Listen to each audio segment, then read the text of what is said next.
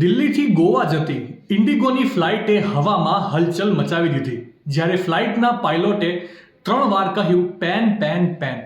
શું છે આખી ઘટના અને આ પેનનો અર્થ શું છે હું તમને ઝડપથી જણાવી દઉં તો દિલ્હીથી ગોવા જતી ઇન્ડિગો ફ્લાઇટનું બુધવારે રાત્રે મુંબઈ એરપોર્ટ ખાતે ઇમરજન્સી લેન્ડિંગ કરાવવું પડ્યું.